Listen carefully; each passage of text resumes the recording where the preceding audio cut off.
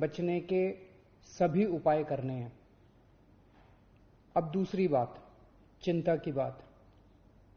आज से दिल्ली में युवाओं का वैक्सीनेशन बंद हो गया है। केंद्र सरकार ने युवाओं के लिए जितने वैक्सीन भेजे थे वो खत्म हो गए हैं, इसीलिए युवाओं के वैक्सीनेशन सेंटर आज से बंद किए जा रहे हैं। कुछ एक वैक्सीन की डोजेस बची हैं, वो कुछ एक सेंटर्स में दी जा रही हैं, वो भी शाम तक खत्म हो जाएंगी। कल से युवाओं के वैक्सीनेशन के सभी सेंटर बंद हो जाएंगे। मुझे बेहद दुख है कि हमें वैक्सीन खत्म होने के कारण युवाओं के वैक्सीनेशन सेंटर्स बंद करने पड़ रहे हैं। हमने केंद्र सरकार को भी लिख के बताया है, केंद्र से हमने और वैक्सीन मांगी है। जैसे ही हमें और वैक्सीन मिलेगी हम फिर से ये सेंटर शुरू कर देंगे। दिल्ली को हर महीने 80 लाख वैक्सीन की जरूरत है, 80 लाख डोजेस की। इसके मुकाबले मई में हमें केवल 16 लाख वैक्सीन मिली और जून के महीने के लिए केंद्र ने दिल्ली का कोटा और भी कम कर दिया है। केंद्र सरकार से हमें जो चिट्ठी आई है कि जून में हमें केवल 8 लाख वैक्सीन दी जाएगी। मई में 16 लाख दी थी, जून में 8 लाख देंगे। अभी तक हम दिल्ली में टोटल 50 लाख वैक्सीन लगा चुके हैं और दिल्ली के सभी एडल्ट्स को वैक्सीन लगाने के लिए हमें 2.5 करोड़ और वैक्सीन चाहिए। अगर इसी रफ्तार से दिल्ली के एडल्ट्स, अगर इसी रफ्तार से हम चले, 8 लाख वैक्सीन हर महीने मिली तो दिल्ली के एडल्ट्स को ही वैक्सीन लगाने में 30 महीने लग जाएंगे, 30 महीने से भी ज्यादा। तब तक तो न जाने कितनी और कोरोना की लहरें आएंगी, न जाने कितने और लोगों की मौत हो जाएगी। तीसरी लहर से दिल्ली और देश को बचाने का एक ही तरीका है, कम से कम समय में अधिक से अधिक लोगों को वैक्सीन की सुरक्षा दी जाए।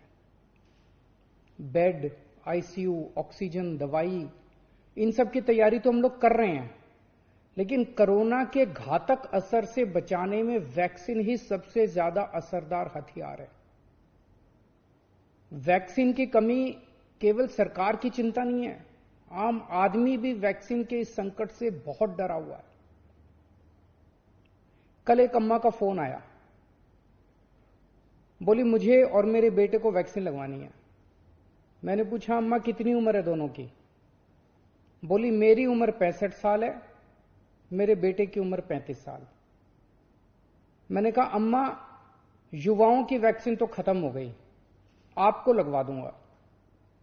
थोड़ा सोच के बोली अच्छा मेरे वाली वैक्सीन मेरे बेटे को लगवा दे, वो नौकरी के लिए घर से बाहर जाता है, मैं तो बूढ़ी हो गई, उसे तो आगे परिवार भी संभालना है, इसलिए उसका सुरक्षित रहना जरूरी है।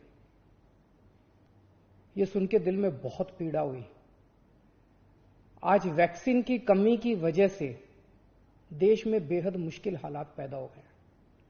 अगर देश में किसी पिता, किसी बेटे, किसी भाई, किसी मां, किसी बहन के सामने यह धर्म संकट है कि वो खुद वैक्सीन ले या अपने परिवार के युवाओं के लिए छोड़ दे, तो इससे ज्यादा दुखद बात और क्या हो सकती है। कोरोना से लोगों की जान बचाने के लिए हमें देश में वैक्सीन की उपलब्धता तुरंत बढ़ानी पड़ेगी। इसके लिए केंद्र सरकार को मेरे 4 सुझाव हैं। पहला, भारतीय बायोटेक कंपनी जो कोवैक्सीन बनाती है, वो अपनी वैक्सीन का फॉर्मूला दूसरी कंपनियों को देने को तैयार हो गई है। देश में वैक्सीन बनाने वाली ढेरों कंपनियां हैं। केंद्र सरकार तुरंत उन सभी कंपनियों को बुलाए और उन्हें आदेश दे, उनसे रिक्वेस्ट ना करे, उन्हें आदेश दे कि वे सभी कंपनियां युद्ध स्तर पर समयबद्ध तरीके से वैक्सीन बनाना तुरंत चालू करें।